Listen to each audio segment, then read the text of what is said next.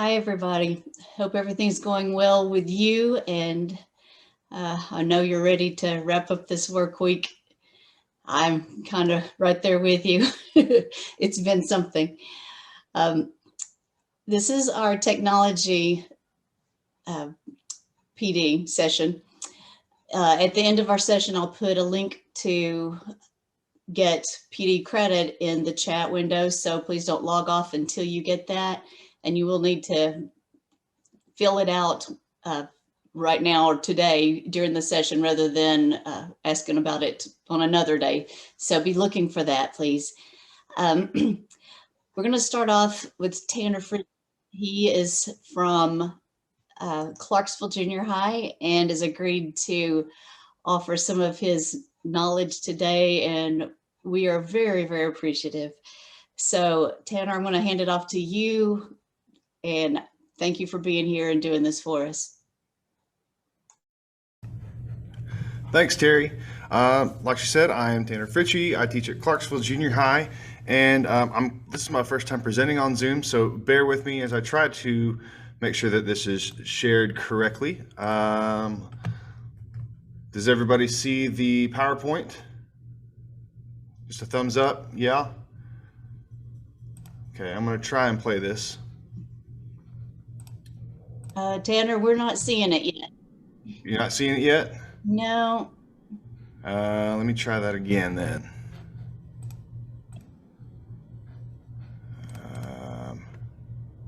Yes? Yes, there we go. All right. All right. It is. Okay, so I'm going to have to leave it like this because it's not quite working for me. So today what we're going to be doing is talking about mostly the microphone setups and how you can utilize what you have, because everybody's situation is totally different and unique, and hopefully this sheds some light on exactly how you can tackle it. So to start off, the simplest idea to use is cell phones and tablets. Whether you have an iPad, an iPhone, or some sort of Android device, you have a very powerful microphone on your hands. It's very accessible. It's the cheapest option because you don't have to go out and buy anything. And the files are going to be readily available for you. It makes it very easy to transfer files. I'm able to upload my files to our OneDrive very, very easily. Sometimes, depending on whatever you use, the file formats might not be compatible. For example, iPhone voice memo only allows for MPEG-4, which is also labeled as M4A, to be the saved file format. The program that I use does not allow for MPEG-4 to be used. I have to convert it to something else. Maybe like Audacity might be able to utilize the MPEG-4. I know GarageBand uses MPEG-4, so that's something that could easily transfer there, but make sure that whatever you're using, it's compatible. And Terry, maybe a little bit later, you can shed some light on whether or not you can utilize multiple devices and layering those within Audacity, lining up the audio with like 2 or 3 different microphones possibly, which is also an option as long as Terry sheds that, confirms whether or not we can do that.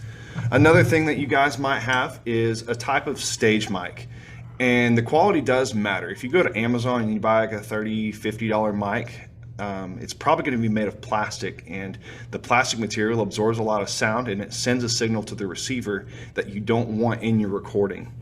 A lot of high quality mics are going to be made of metal. Specifically, the Shure SM58 and the Sennheiser E835 are going to be very high quality mics, and they are relatively cheap on the spectrum of quality mics. I think around $100 or so. I would assume that most places will have Shure SM58s. They are kind of the gold standard. I know we have some here at Clarksville, and you can utilize them. We utilized them for a concert sometime before COVID, where we set up 2 mics on the stage and we just turned the gain up, and they actually worked really well in comparison to what you see like hanging choir mics. and these are going to be very overly abundant in terms of quantities. A lot of places will have them. Now to the polar patterns. The polar patterns are really important if you decide that you want to go out and buy a mic, and this applies to some condenser mics as well. So as you can see here, the polar patterns really define where the microphone is pointing. If you have an omnidirectional mic, it's going to be a 360 orb. So it would kind of look like this, except it would be perfectly round. If you have a cardioid, which is what this is, a Shure SM50A and a Sennheiser both use this cardioid style. It looks like an upside down heart, and it's going to be forward directional within 131 degrees, and everything behind it will actually kill about 25 decibels. Once you move further on down the spectrum with super and hypercardioid, it gets a little confusing. Figure 8 and shotgun style mics are very, very directional, and they're really good for dialogue, which is not what we want. So I would suggest, if you have the ability to choose, omnidirectional or cardioid are going to be your best bet. Now we're coming back to cell phones and tablets because I wanted to share this sort of scenario with you. You can get microphones that actually plug into your iPhone and Android either through Lightning or USB-C. I'm sure there's micro USB as well. But this example uses the Shure MV88, which is right now on sale on Amazon for $145. When you plug it in, you can download an app that actually makes it super directional, or you can make it a very wide band, as you can see here on the polar spectrum. You can also mess with the EQ a little bit. If you have a pesky frequency, you can mess with that.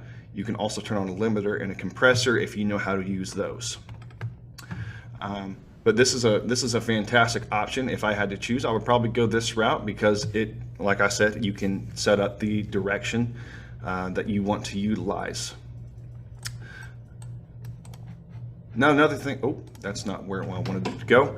Another thing that you can see is the hanging mics that we see in a lot of auditoriums, the choir hanging mics, or a podcast mic. Both of these are really good options. They are types of condenser mics which are high sensitivity, often using phantom power, which is about 48 volts. I think a little bit later somebody's gonna speak about USB interfaces, which can utilize this 48 volt system. I'm not sure if anybody's speaking about soundboards, but those also utilize the 48 volt phantom power. They can be USB compatible. This particular podcast mic was designed with USB in mind. I'm currently using it right now, and it is a fantastic tool. I ran a test earlier, and it was a successful test. Can be utilized in a choir setting if you decide to do that. It is, in fact, this Blue Yeti mic. I think somebody is also going to be speaking about that as well. What I like about this is that you can adjust the gain, which is the sensitivity on the mic. You can adjust the polar patterns on the mic, and it's really, really easy to use. And these are going to be the best quality that you can get, not just this particular brand, but this style of mic. Some cables you want to look at, and I didn't add one of these cables, but I'll go over it anyways. So XLR cables are going to be your best friend if you decide to go and purchase a mic. You want to make sure you have the correct XLR cable to whatever device you're going to use. So these XLR cables are the 3-prong. Sometimes they will have a 1/4 inch end instead, and that just depends on, again, what device you're using. Some USB interfaces allow for XLR and 1/4 inch, so whatever you have will work in most scenarios. Now for a little bit of the recording process. So these are some tips and tricks that I use. When it comes to soundboards, everybody's a little bit different. But when you're on the stage or you're in your rehearsal area, wherever that may be, your mic monitor placement is going to be super important. I believe Matt is going to talk about mic placement in terms of singers. And but whenever it comes to monitors, you want to make sure those monitors are faced downward at an angle that doesn't aim at the mics. They will kill some of that sound because they're cardioids, but if they're aimed directly at those mics, it'll be a lot harder to fight that feedback. In terms of controlling feedback, if you don't have help, this will be a good, useful tool. But if you do have help, ask for help, because this will be a huge tool, and use that to your advantage. Don't be afraid to ask for help. If you're by yourself though, what you can do is turn the gain all the way down. And when you do that, bring the faders up. So the gain is going to be somewhere towards the top here, and the faders are going to be right down here. So bring the faders up probably about to the 0 decibel area, and then give that gain just a slight twist until you start to hear feedback. Let's maybe have the choir sing some scales, that way there's a signal.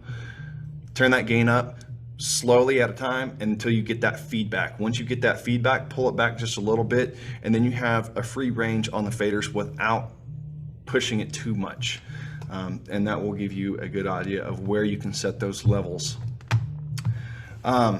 You can bus out to a CD player. I've experienced several boards where a CD player is attached. You can bus the signal to a CD player, and you can burn your takes onto the CD, or you can send it to a USB interface using a line out sort of scenario. Basically, whatever your board looks like, you can send a signal to a specific device, and it'll work no matter what. If you have just a computer that you can use, and I just discovered this earlier, the PowerPoint that I've shared in the HyperDoc doesn't have this, I don't think, but I'll update it so it does. Basically, you have these 3 colored outputs or inputs right here. The red pink one is going to be your microphone, the green one is going to be your speakers, and then the blue one is going to be designated for a line in. If you go in and if you right click on the sound thing over here, which doesn't exist on my computer right now, you can adjust the input settings. So if you're running it from the board to this particular input right here, you can utilize that and record it on Audacity as well. Now, this is just a short little clip on GarageBand. I have a Mac in my office, so I was able to do it there. But this is pretty much what I have for this. And I might be repeating myself because I recorded this beforehand. And then we'll have one more set of examples after this. Hey everybody, and welcome. I'm going to show you how to use GarageBand.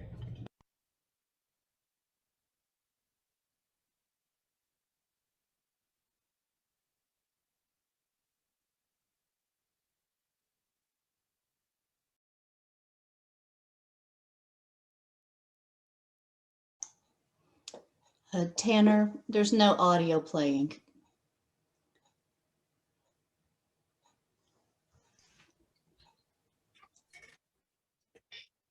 Make sure you share your audio from the audio settings in your Zoom.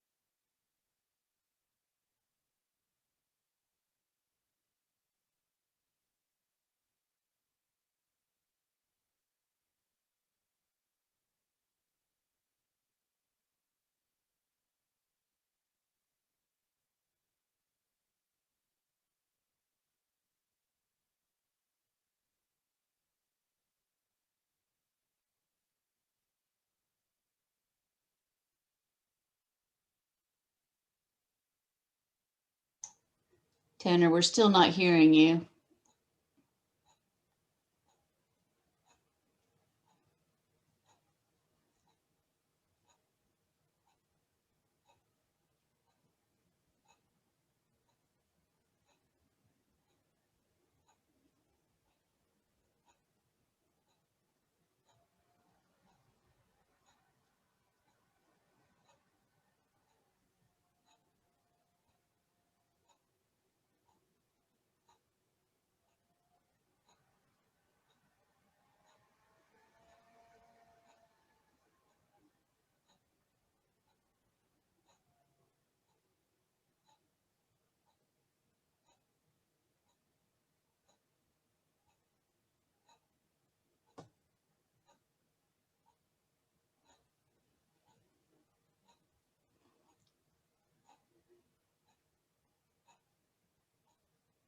Tanner, we're not hearing any of what you're saying.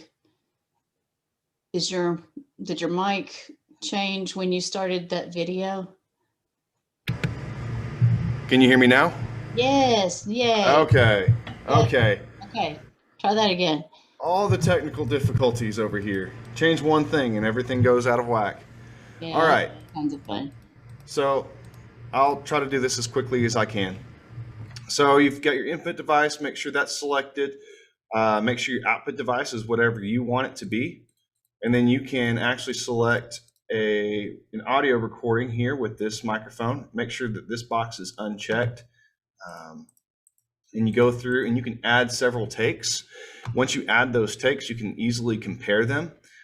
So maybe I just decide to do 3 takes and I can compare those 3. And once you record, you're good to go.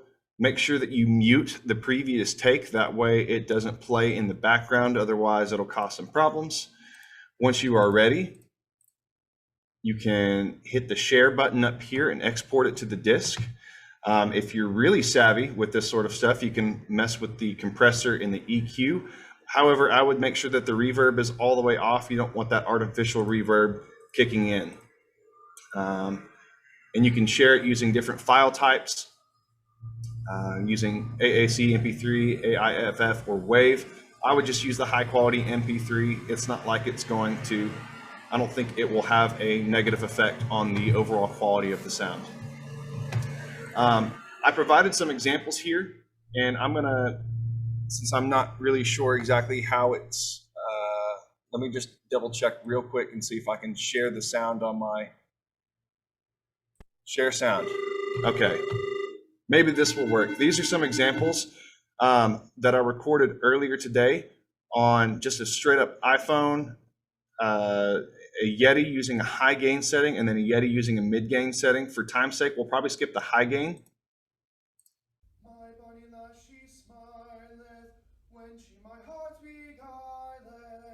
So that was about a mezzo forte for me.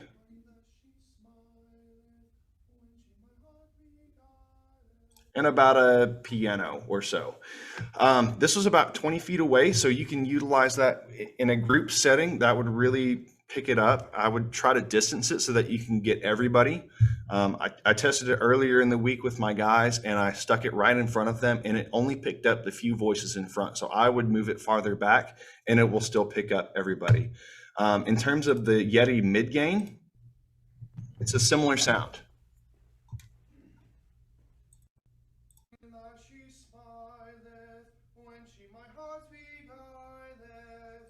So again, a very similar sound. What I would recommend, however, is that you turn off the, if you can, maybe you can shut off the fan just momentarily for the HVAC unit so that it doesn't cause any extra background noise.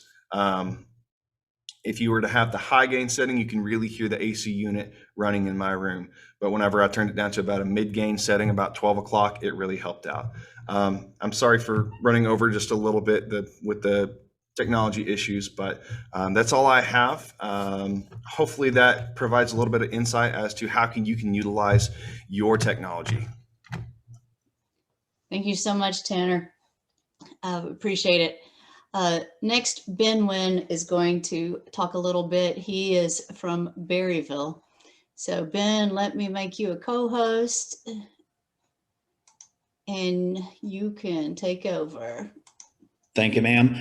As Terry said, my name is Benjamin Wynn. I teach at Berryville High School and Berryville Middle School. You might notice that my office behind me is a little barren. I think I sympathize with all of you having a hard week this week. The main water line decided to burst in our Fine Arts Center, so my entire office, the auxiliary office, and the entire choir room was destroyed. So everything's going great over here. But getting to the subject of today's professional development, my job today is basically to talk about some very simplified ways that you can approach it. And I know Tanner approached my low end option, and what I'll present to you today is a low end, a midway cost, and a high end cost, and kind of give you some examples. So just to kind of give you an idea of what my session will be structured on is we'll take a look at the actual equipment. I apologize. I was hoping to actually have these in person for you today, but the water decided to do differently. So we've unfortunately lost some of the equipment and in the process of getting it replaced. But I can at least kind of talk you through what worked well with us. Most of the examples that you're going to see on my session actually come from the community choir that I direct in Eureka Springs. Unfortunately, my students pivoted to virtual back in the fall, and we were unable to really do a huge Christmas thing. And so I figured for today's session, I would talk more about the successes I had with my community choir's virtual performance. And so simply put, we basically went with a low end, a high end, and a midway cost, and kind of combined all three of them in order to put on this production. And so the biggest one, Tanner actually took care of most of the work for me on the low end, and we'll start that and work our way up towards the top, is using your device. One of the big things that I had great success with is being able to use my phone for the very quick things. So the executive director at the very beginning of the broadcast kind of did a little spiel talking about how we followed ADH and CDC guidelines all the way through the process. I also used it on the couple selections that we had with the organist. The biggest advice that I can give you, if all of this seems overwhelming and you'd rather just record with your phone, is find a way to basically sustain your phone. Probably the best example I can give you is buying something like this that would attach to a mic stand. This was where we had the biggest success. And like I said, this is low cost. You already own a phone. You're pinching pennies in your school district. Believe me, I've been in your shoes. This is probably the most cost-effective way to do it. And pretty much if you have a phone that was made within the past 5 to 10 years, you'll have a pretty decent microphone on it. And so that's one thing that's all pretty universally available depending on your situation in your school district. And so we're not going to watch the entire performance, but one of the things that I wanted to make available to you is just to kind of see what these actually look like in practice. And so the first video I'm going to share with you is actually at the very beginning of the broadcast. This is the organist performing one of her selections. And as far as did I do anything to it, I actually did not touch the audio from this recording. And so it's very impressive for how well it is. You'll kind of I get a little kick out of it because she had the bass turned up so much that there were a couple times that we did have a little bit of shaky cam, but it wasn't anything that was devastatingly bad. So take a quick look. We'll watch about 30 seconds of this and then we'll talk about the mid-range. So this, like I said, just so that way I can clarify what I'm talking about, this is a performance of just an instrument that was recorded on an iPhone's microphone as well as video only, even though the focus on today's session is over audio. So take a look.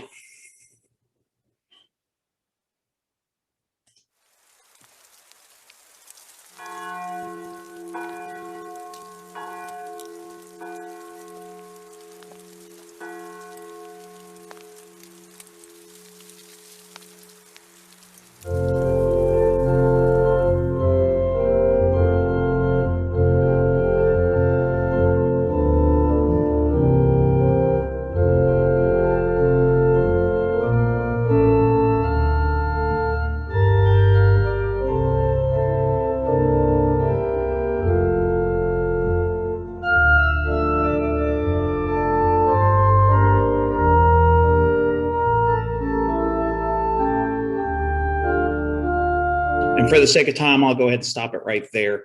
And so, like I said, as far as what was used, that was the raw audio taken directly from a phone. And as far as the distance, I've used it in vocal recordings, kind of what Tanner was talking about when using multiple devices when trying to record one performance. One trick that we also used with the high-end option that I'll talk about is we actually used my phone in tandem for some of the choir performances, which you'll see one of those with the high-end option. So that way we were kind of able to pick up the natural ambience of the church that we were recording in. Moving on to the mid. So say that you want to change things up a little bit, or you want to invest in a device that you'll use pretty universally in your rehearsals. The second device that I have to promote to you is a Tascam DR-05X2.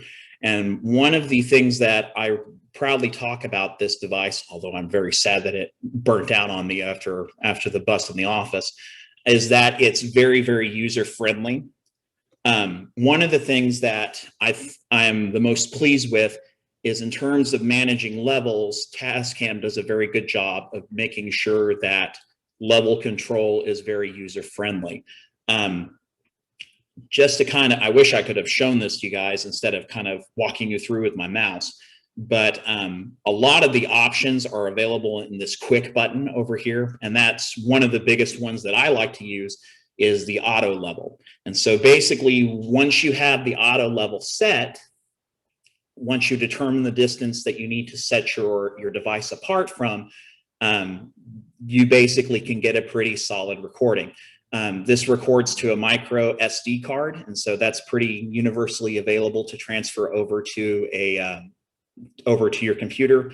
To give you kind of a couple of examples of how this device has been used in my program, we typically perform, up until last year, we performed in our basketball stadium. And so since I wasn't able to really get an accompanist for my program for that event, we actually had her record it using this Tascam in a different church over in Eureka Springs. And so it has more than just one practical use. If you want to think about it in terms of how you could apply it in rehearsal, the nice thing about this option and the high option is that they also do have a headset interface. So say, for example, that you were in the middle of getting ready for CPA and wanted to kind of record your students so that way they had a chance to kind of evaluate where they were at.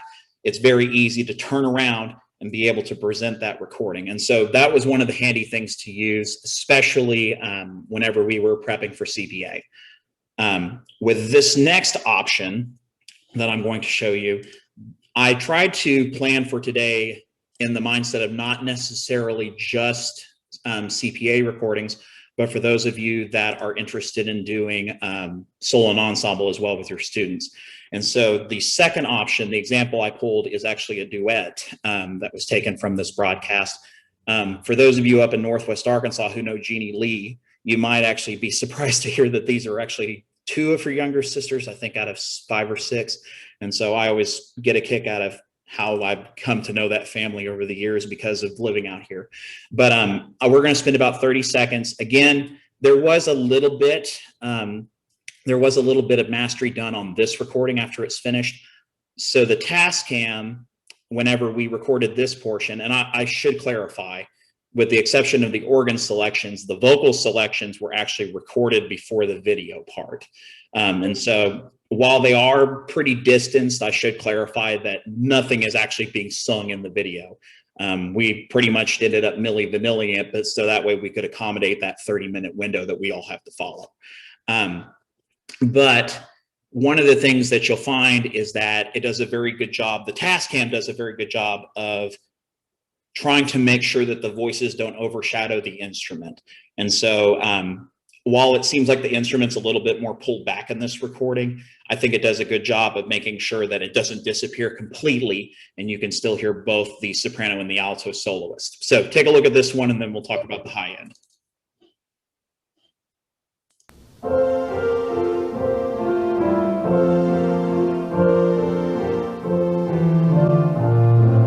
Sweet was the song of virgin sang when she to Bethlehem Judah came, and was delivered of a son, the blessed days who have made. Lullaby, sweet babe, sang she. So I'll cut it about there for the sake of time again. And so that's one of another option that you have. And like I said, the one thing I like about the Tascam line is that while it's a little bit more pricey, yeah, I think you get your money's worth for spending $100 on a device like that. And so if you want to spend some money to where it could be used in the long term, that would probably be your best bet. And so to kind of wrap up my little section, let's talk about the high end. The greatest success that we saw in this broadcast was using a Zoom H6. And so let me kind of show you what the Zoom H6 looks like compared to the other. So one of the things that stand out about the Zoom H6 is, of course, the price. Typically, your brand new ones are going to go for about $329. I know Sweetwater is probably where we are ordering the replacement. If you're still kind of up in the air as far as who you want to use, I've had great success with both Sweetwater and Guitar Center. There are a couple options if you're looking for something more budget friendly. B&H Photo Video, if you're not familiar with them, actually sell refurbished versions of these. And so you'll notice that there's a used one here for $250. So let me kind of talk about what are the bells and whistles about this device. The big thing that I want to draw your attention to is these ports here on the side of the device. You can actually plug in 4 XLR cables into this device. And so basically it's like having a small mini board. And we actually had great success with using this for the broadcast in that we actually purchased, well, I take that back. We purchased 2 and borrowed 2 from Berryville High School of the Sennheiser E835 that Tanner had mentioned in his session earlier. And those are very user friendly. We tried with condenser mics and it fought, but I think we were very pleased overall with the quality of using the Sennheisers instead. And so the biggest thing that I liked about it is that we were able to use our own mics. We were able to space them out to make sure that the choir again was balanced with the instruments. And so that was to great success. As far as what other uses you could use it in your program, let me see if I think all the attachments are down here. You do get a couple of different options. Of course, you get your standard stereo. You do get a couple different mic capsules. The shotgun one is pretty helpful as far as whenever you're trying to do either a play or to do, I hesitate to say musical, but I know that we've seen great success with using it in our theater program on this mic in particular. But primarily the one that we used is this mic capsule, of course, which is the stereo mic. So to kind of wrap things up, we're going to take a listen to one of the choir selections that was done at that service. And just so that we kind of have an idea, again, the actual video part was recorded separately from the vocal part. But if you want an idea of what was used, we had 2 Sennheisers that were focused on this choir of, I believe it's 12 if you include myself. And then we had 1 mic that was placed on the organ and piano. So take a listen to this one, and then I think I will be finished.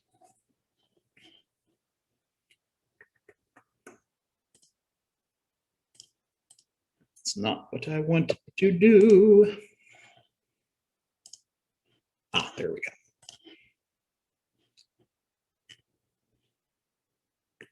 All righty, take a look.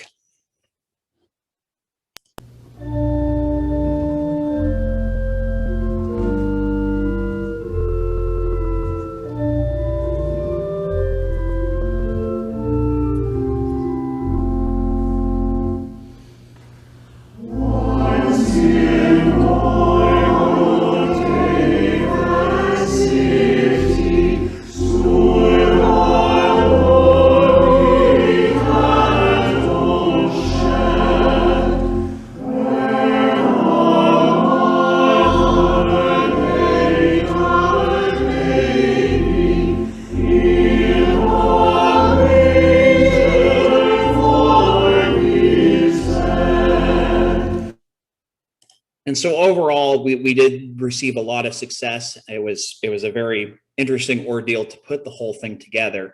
But that particular community choir raises funds for the community. And because of the success with our instruments, we were able to raise $1,000 for one of the nonprofits in Eureka Springs.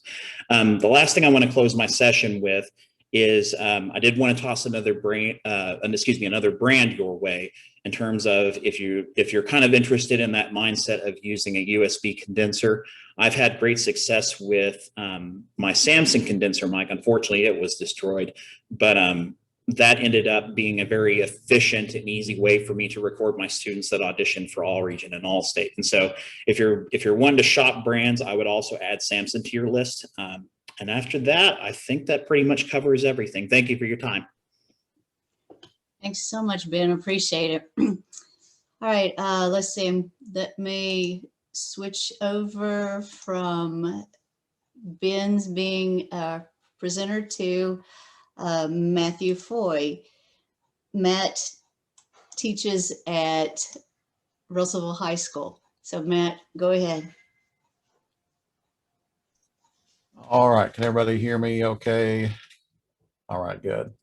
All right, let me share my screen and we'll get started. So I wanted to talk with you today about, make sure all my stuff's here ready to go. Share sound. Okay, so we're going to talk about recording with Audacity. Audacity is really pretty great, great little program. The best part about it is it's free. And so that's the best part, and it's really good quality. And then also it's user friendly. You can do a lot of things with it, and it's pretty easy to get around. And you can use it for many, many different things. Let me do something here real quick. Okay. All right. Then, all right. Notes. Sorry, I got to see my notes here for a second. Okay. So here's the Audacity site. You can also just do a search in whatever search engine you use for Audacity, and it will take you to the Audacity page. It is for Windows or for Mac. And so if you're a Mac person, I'm not, it will still work for you. Your IT, if you're using a school device, your IT person may have to install it for you, and you know how that goes, and they don't give you access to put things on your computer. But for our district, we have a software center that everything they've approved is in one place, and we can just go access that when we're on our school network. And so it's not too big a deal. All right. So it's as easy as this. You start the app, you plug in your mic, you press record, you trim the edges of your recording, and you export the audio, and you're done. It's really that easy. And I'll show you some examples of what I've done just today with this. And again, it's just super easy. So Audacity does have some really cool effects, but don't use them for this. Okay, so the idea of our CPA recording process is to get a straight recording without the use of, digitally created reverb or other things that you can do with this really cool program and many other programs. As I was watching Tanner's GarageBand, is very similar to what you can do with GarageBand. And so it just kind of comes down to what flavor you prefer as far as what you're going to use. All right. So, and again, we talked about you can record using your phone. Oh, hold on. I got ahead of myself. Okay, let me get back here. All right, I didn't read my notes. All right, so Audacity, let's look at it real quick. So here is what it looks like when you start the app. All right, and so you have all your controls up here. There's a lot of stuff up here. If you can see me up here, it's just many, many things. You don't have to know all that stuff. All right, the one you have to know about, or the few things you need to know about, is right here. You can see where I can select my microphone. Right now I've selected my Shure Digital, which you can't see it because I'm sharing my screen, but that's what I'm using to talk to you right now, is my Shure microphone. And that's what I also used this morning to record my group that you'll hear. So you select your microphone. You can select whether you want to do a mono recording or a stereo recording. I always prefer the stereo just because it seems to be a little better. And then your output here. So if you want to listen to it, you can take it to the output and that'll help you there. So what you select here is not necessarily what you've selected for your computer to do. So you got to understand it's two different things. This works actually independently of what your computer does. So it can be confusing sometimes if you can't hear it, or you get a weird playback, or you can't get the recording to work. And so you have to just be patient and look at that.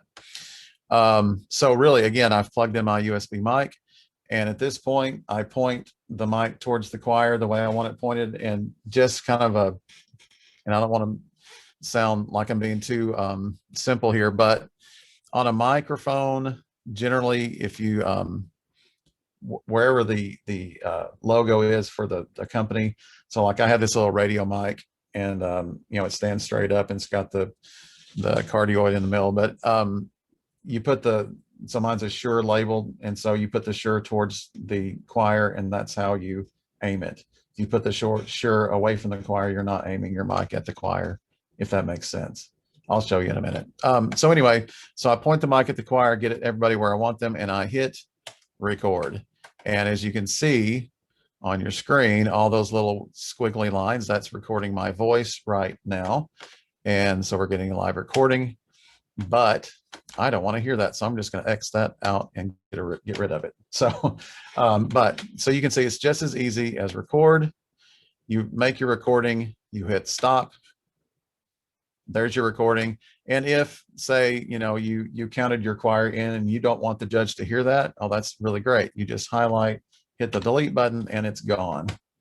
And it's super easy. Same thing with the ending. If you can't get to your computer quick enough to stop it, and you have, you know, a minute of noise after your recording, you just highlight it, hit delete, and you're done.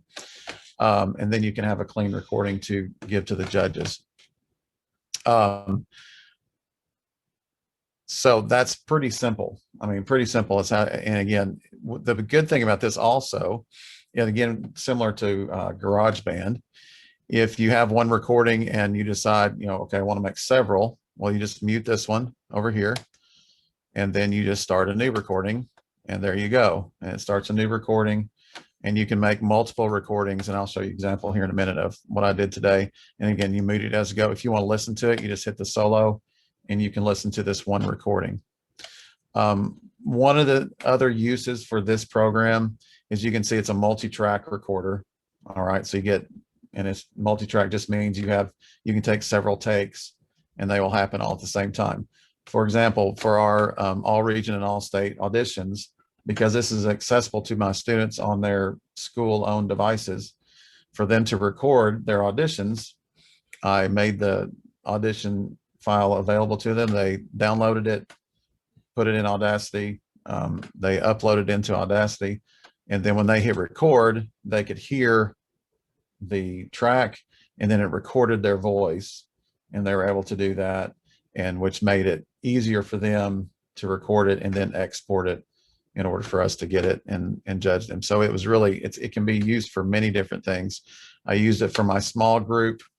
We made a music video of some a cappella pop music.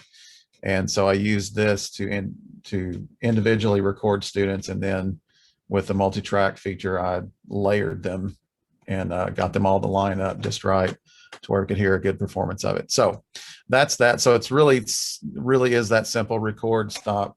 And then once you're done, you just come over here and you hit the export, which I just erased all my audio. But the cool thing is, there, I undid it. So I can export the audio. It's, oh, yeah, I muted my audio. So let me unmute that. All right, so file, export, and then you can export it as a WAV MP3, and you can do that. Or all these different types of things that you can export it as. Generally, I would suggest a WAV or an MP3 for you to do that. It's also set, automatically comes preset for the highest quality of recording. And so that part of it, you don't have to worry about as far as quality. So the quality is set already to the maximum that you can do, okay? So again, super easy, super easy. And the best part is that it's free, all right? The only thing, you just have to buy a mic or have a good mic that you can connect in with that, all right? Okay, so real quick, So you can also, again, we talked about, the other guys talked about recording with analog or digital hardware with your cell phone, a handheld recorder. This is what I have. It's the similar, it's the lower version of the Zoom, the Handy Zooms, the H6, mine's an H4. And you can also connect to a mixer board, which Tanner again touched on, with the mic, and then record either into a interface or CD burner or whatever else you can do. But really, when you get down to it, it's all very similar in how you do things. And so once you get into it, you'll kind of see that. For me, I'm going to be using my handheld recorder with mics plugged in, just because I can get a really good quality with that. And then and again, it saves to a HD card, and it makes it really easy, and it's a great quality. So let me talk for a moment just about the mic and the singer placement. It's super, super important when you get into this. But it's, again, the best thing is to keep it simple. You want to place your mics and singers properly to achieve the best balance of your group. So it's different than when you get on stage. It's not the same as putting a choir on stage as when you record. It can be, but it's generally not. For example, if you're having to record in your choir room, it's a small space relatively. And so if you have, boys up front and girls in the back, and your boys having to be super strong, well, you're going to hear your boys in the recording more than the girls, obviously. And so you got to switch that around and change that. And so just simply move your loud singers away from the mic and put your soft singers closer to the mic. That's just really as easy as I can make that there. You don't want to put your mic too close to the group. I always put the mic as far away as I possibly can so I can get a better blend. Because the closer you are to the group, the closer you are to individuals, and the more likely you are to pick out those individuals in your recording. And so you just got to be careful with that. All right. So keep it simple. That's the big thing, is just keep it nice and simple. All right. Use your space to your advantage. That's another thing. Use the spaces available to you. So I have several places in my building available. And I know from past experience that the best place for me to record is the lobby of our auditorium, because it has great acoustics, has great space, and I can get the best sound of my choir there. But it may not be available to me during the school day, so I'll have to make that, make choices based on other things. And again, I'll have some examples here in just a moment. Here's a trick of the trade: how to create reverb in a dead space. Okay, because sometimes we have these great choir rooms that, for good purposes, are dead, because that's just sometimes good for rehearsals to have a dead room. Okay, and so how do you create reverb without cheating? Now, when I say cheating, is when you get onto Audacity and you go to that section where it says, like if I go up here and I go to Effect and I hit Reverb and I add reverb to this performance, that's not legal. You can't do that. All right. So when I'm talking about making reverb or creating reverb, it's about, it's actually recording live sound and just making it the best for your situation. Okay. So reverb cannot be digitally created for this event. Okay. For this to work, you have to have multiple mics. So you have to have at least 2 mics. Generally you want 2 or 3, maybe even 4. And the best way to do this is you place mics at varied distances from the group and aimed in different directions. So say I have 2 mics that I'm able to use. I point one mic directly at the choir, and I turn the other one around and point it away from the choir, or I put it as far away as I can and point it in a different direction. And then you take your mixer board and you mix those 2 mics for good balance to where you hear the one facing the choir more than the other one. And then obviously when sound carries, you'll hear a slight delay in that second mic, and it will give you a little bit of reverb, a live reverb, that will help add to your choir sound, because a dead sound is not necessarily the best thing for us. And generally when we perform, it's not in a dead space. And so this is a way to kind of get a better sound and a better recording. So I always record with at least 2 mics, one pointed at the group, one pointed away. So that way I can have a choice of how I want it to sound. All right. So that's just a little trick. And if that doesn't make sense, please ask me questions. I can explain it a little bit better.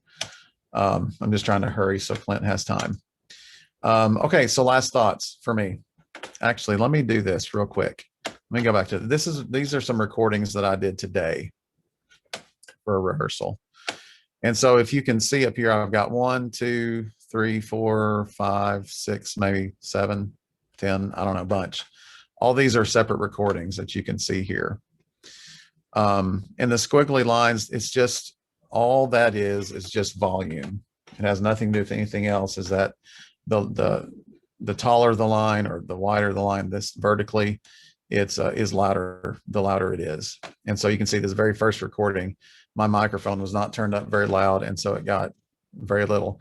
And so if you see this happening, you may have had a great sound and the group may have sounded great, but with this soft of a level, it's not going to be a good recording. So you need to stop and redo. Okay. So here's a different recording. Now this is in my choir room. I have a fairly large choir room. And so this is in the choir room. This is with everyone in a straight line. And there's just 12 singers, 12 singers in a straight line. Okay. And please forgive me for the group not having great tall vowels and for tenors singing flat. So sorry. But here we go. So this is straight line. And again, the quality of the sound on your end probably won't be great just because of internet and Zoom call. But I think you'll get an idea of what it actually, what I'm trying to get across here. So here's a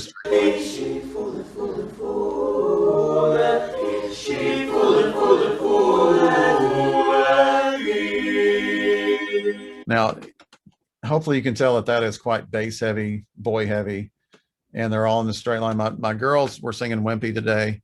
My boys were very boisterous. And so I went and I said, okay, boys go on, the back row, girls come on the front row. So now this is in 2 lines with the girls closer to the mic, and let's see if it made a difference.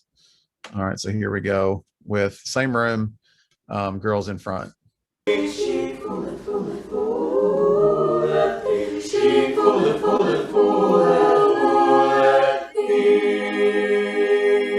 So just by simple moving the boys to the back and the girls to the front, it changed my balance completely. I could probably still, ask the boys to sing a little softer, girls a little louder, but still you can tell a big difference in just moving the boys to the back. And that made a huge difference. Now, that was in my large room. Just real quick, here it is in my small choir room. It's a much smaller room, but listen to the difference in sound just by changing rooms. So this is a different room. This is again in 2 lines with the girls closer to the mic.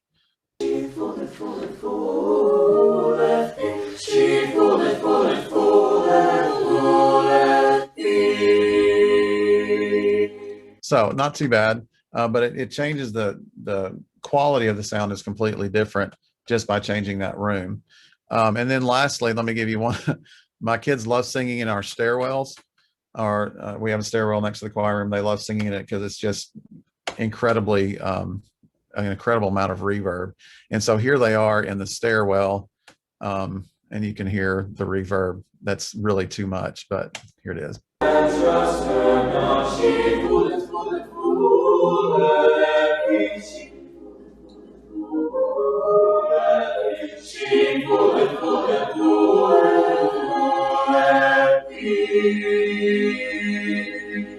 Yeah, it's kind of hard to hear that on the Zoom call, I'm sure. But anyway, so that's that. And then lastly, just real fast, and I apologize that this is taking too long. All right, so listen live to your group for your normal stuff of rhythm notes, all that stuff you normally listen to. Listen to recordings as you go. Don't just assume that it's going to be good. Always listen to it, like 30 seconds, record your 30 seconds and listen to it and make sure everything's good before you record a full take. Listen. Oh, let's listen again. Listen to the different speakers, through different headphones. because sometimes what you hear in one device is not what's going to happen in the other. And then good luck, and good recordings take time, and good luck. So I'm done. Here you go. Turn it over to Clint. Thank you so much, Matt. I'm going to change now the host over to Clint and Michael Baker Brown from Harbor High School in Springdale are going to share some information. And Clint, don't worry about the time. Present what you have because we need this information. So we're proud to have it, and it's fine if it goes over. So, okay, I'll be quick. I don't have slides, so you'll be happy. No more slides. And I do not want to pretend that I am even close to a guru. I'm good at watching YouTube videos, and I grew up on a dairy farm, and I think that this has helped me for figuring out just how to fix things and jerry-rig things to make it work for you. Like I watched my father my entire life take a piece of baling wire and a strap and 2 bolts and fix a baler, things like that. And so like, it's the same kind of thing with this. I've shared with you guys a handout. Everybody good with hearing me? Michael is right now fighting men's chorus. And so we're trying to sing in tune on Pretty Sorrow. And so he's in here with Spirit. I had him in the video, but he's helped with all of this stuff. So here it goes real quick, and I'll be fast with this. Mine's actually, I can jump back and forth, but I've given you this handout and it's got all the information, and then I'll just kind of show you what we did. I wanted to be able to use 2 USB mics and be able to record it in any setting. So what I want to be able to do is take my laptop, my 2 mics, walk out the door and be able to go, because we're not going to be able to record like we normally did. I wanted to be able to record wherever we're going for, like Matt showed you some ideas about how he was using Audacity to record. We're both using these blue. We bought 2 of the Blue Yeti microphones that Tanner showed you earlier. These are awesome. I recorded all my alt-state stuff with this. All of our and everything. We are using a thing called Soundtrap, and I'll show you that in a minute. So I had to figure out how I can do these in an interface. So I'm using a digital interface called Voicemeeter, and I'm going to share my screen with you now. Share one screen at a time, and share sound, and share. Okay, and here's Voicemeeter Banana. Why Voicemeeter Banana? I don't know. But there's Voicemeeter Banana, and there's Voicemeeter Potato. Voicemeeter Potato was really busy and I didn't understand it. Voicemeeter Regular was a little bit less, and I settled on Voicemeeter Banana because it kind of did the things that I wanted to do, and it had this cool cassette tape over here that reminded me of my All Region days and Gary Morris and accompaniment only. So I don't know what this does. I'm gonna say this a lot. I don't know what this does. I just press buttons because YouTube told me to, and then we'll go from there. So like what I use this for is the interface for the 2 mics. When I plug them in my USB and I plug them into my computer, it gives me the option of seeing them up here. You see microphone 3 USB and microphone blue. If I had them both plugged in, and I won't now because it'll mess with my sound, but it kicks the levels up, right? You can change your gain here like you would on a board. This is all to use it without a board. I don't want to pack my soundboard up. We went and did a recording at a local place, wanted it all like that. This deals with the color and the effects. I don't deal with that because I don't deal with color and effects in here. Like I'm just leaving it as is, like it sets. I do this gatekeeper thing because it only lets 2.1 decibels of sound. If it's over that, it lets it start recording. If you have it messed up and set really high, it can screw up your recording. So be careful about that. We messed up some recordings in a Christmas thing because it had been bumped. Okay, these buttons are really easy. A1, A2 just sends it to where you're listening to it, and that's up here. Like your hardware out, or if you're listening to it and on a, you're replaying it on a Bluetooth speaker or something like that, that's where you would adjust that. So once you get them coming in and they're hitting, I just go to Soundtrap. Soundtrap is about $250 a year, and you get like, I think it's $250 a year. You get 50 subscriptions with it, and we gave it to all our top kids, and they love it. They practice with this. They do their own recordings. It's really neat. Kids can record real time, so one kid can record a line, the other kid, it'll show up on them, and they can record a line, and they can work on stuff together. So it's really neat. As you can see, each time you do a recording, it brings it in. I'm going to come back to my little handout. Scroll scroll through some stuff. I hate the little click things that come up. So when you see here, this picture in the thing, you can see how we've set up the mics. This is today. We have one on each side. The kids are all up here. We're trying to bring the shell completely up, but the band's still practicing. So I can't bring my shell in until the day we record. So we won't know fully what it sounds like until we get there. And it's just what we're all dealing with, I know. So when we record, it just comes in. Like the neat thing is when I click on a mic and I add a track, it brings me up. I go to microphones. I hit clean 1 because that takes my reverb all the way down. And then I'm ready to record. If I check here at voice meter, this is coming my voice meter output. So what that digital interface of voice meter is taking my 2 mics and mixing it like Matt said, and then it's giving it to the choir. So, and then it's giving it to this program. So here's an example of one we just did. This was just an hour ago.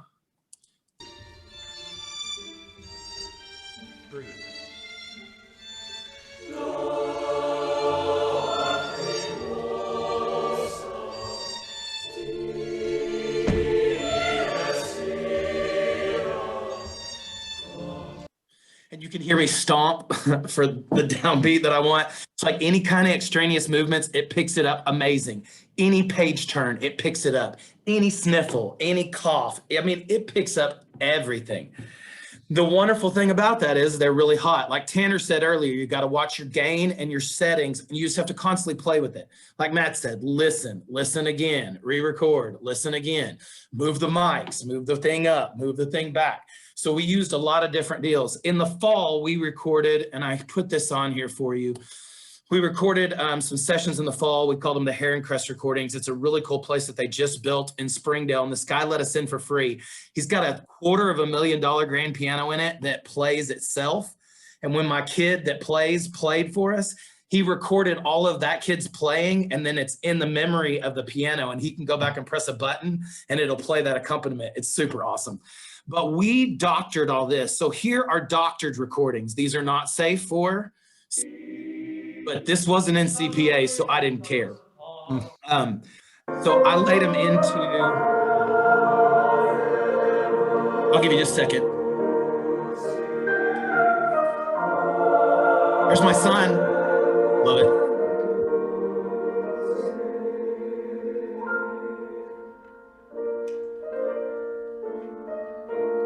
But the piano is, you know, I mean, it's 40 yards away from the recording mics, and that's 107 kids in there, 6 feet apart, socially distanced, all face forward to the front. And the mics are on omnidirectional so that it's recording from all ways, and I'm getting the reverb. Then I took that back into Adobe Audition, and I cleaned it up. I used the effects cleanup for taking out denoise, and that immediately takes all of the page turning out, like one click, and it goes super clean. And then I doubled the choirs, so it makes us sound, you know, even 107, this is actually to like, I don't know, 3 something, because I tripled them and then layered them in that Audacity. And to give you that showing, I think I can show you that here too as well. This is what Audacity looks like. When we first started in the COVID stuff, we met with U of A choir director, and he helped us kind of just see this is how he was doing his stuff. And he helped us, Caldwell helped us kind of get started. And this is all of those. This is actually from Christmas.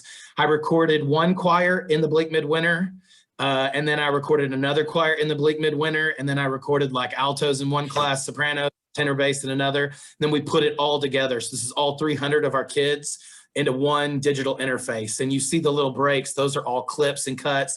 None of this for CPA, but all stuff that we've done before. So the main thing that we're trying to do is just make it easy on ourselves. I've got something that always is here through the internet. All I have to do is bring it up. I can record. I got the 2 mics that just plug in and go. They're on regular old mic stands, and we just raise them up as high as they can go. And that's what we're getting. So the other one that you need to look at is that voice meter. And there's other ones of these, but this one is free. It wants you to donate, but you know, we're at that point. I haven't donated to them yet. Maybe I will get to that. But right now I'm just stealing their stuff. So that's how we're doing it at Harbor, and we really like it. We also did what Matt said with the kids could have the music in their ear and then record it on the mic. And some kids liked it and some kids didn't. Some kids wanted the Bluetooth in the back, and Michael ran one room where he did it his way and I did it the other way. And we just let kids kind of pick and choose from how they best liked recording it. So that's how we did it.